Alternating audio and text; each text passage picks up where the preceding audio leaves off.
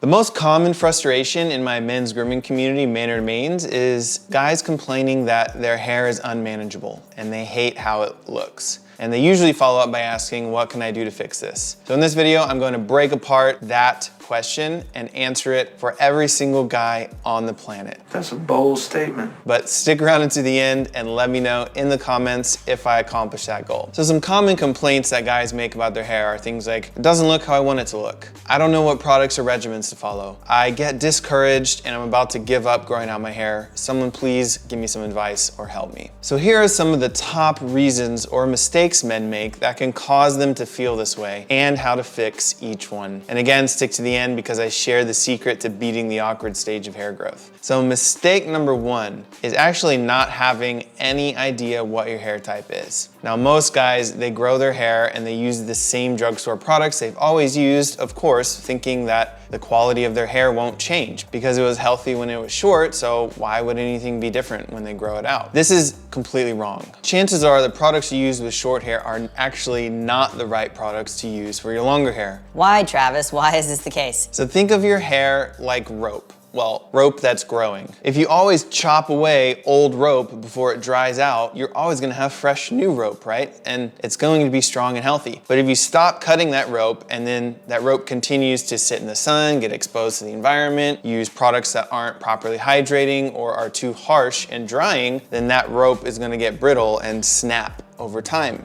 or it'll just look really damaged all the time. So by adding correct products for your hair type and a proper regimen, you can always have strong and healthy rope hair that will always look great. But here's the catch. Every single guy, every person has a different hair type, has a different type of rope, and each rope requires different products to keep it hydrated and strong. So your hair type is the map that you will use to shop for products. And there's 5 key traits to look at. You have your curl pattern, scalp moisture levels, hair texture, scalp density, and hair porosity. Now, if you'd like an in-depth look at what each one of these are, I have a 30-minute video. I go into detail of what each one of those is and what you can do based on what category you fall into. I'll link it in the description for you to watch. If you're the type of person who doesn't care about that info and you're just like, tell me how to find my hair type and what products to use. So how do I shop? Okay, great. So I'd recommend taking my free hair type quiz, which you can find on my free app. It's in the App Store and the Google Play Store. It's called Man Mains. It also has a community of men who are all growing their hair and beards out.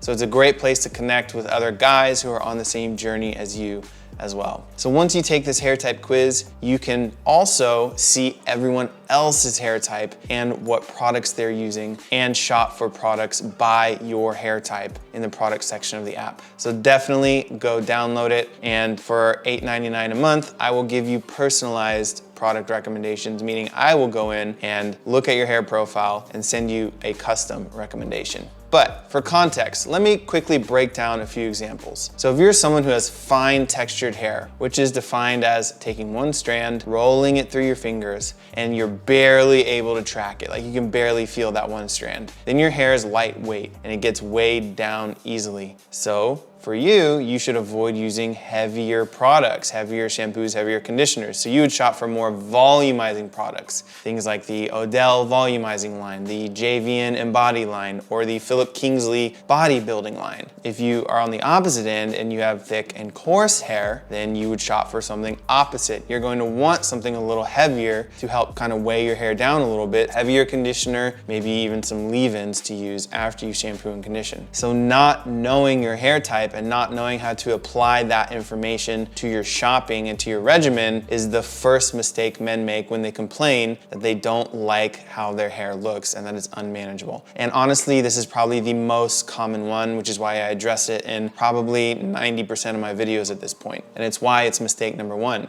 But it's not the only mistake. So let's move on to the next one. So the second mistake guys make is actually the most common mistake after mistake number one. And this is they've given themselves the wrong hair type. So they think that they have one hair type, but they actually have a completely different one. How could you make this mistake? I mean, it's actually really easy. I did it for a while. I'll explain that in a second. But for example, when a guy has shorter hair, it looks straight because it's short. And then they grow it out and they realize that they actually have some waves that haven't shown up yet. And then the longer it grows, they're like, oh wow, my hair is actually pretty wavy. So in reality, they have two 2B hair when they thought they had type 1 hair. Now this is probably the most common one. It's actually really rare for people to have pin straight hair, although it's not impossible. For example, a lot of Asian men, they do have coarse pin straight hair. It's very common in the Asian culture. But most people have some sort of wave, and it's easier to see the longer it gets, and it becomes more pronounced the longer your hair gets. So this is really important because your regimen is going to slightly change. You might try adding a curl cream to bring out those waves. You might brush your hair differently or less often, because if you brush wavy curly hair, it gets super frizzy. In fact, you might not even brush when it's dry. You might detangle it in the shower with a wet brush instead of brushing it when it's dry. So you could think you have one hair type, but are actually incorrect and need to change up your regimen. So some common signs of this are if you're following a regimen for straight hair, but you always have frizz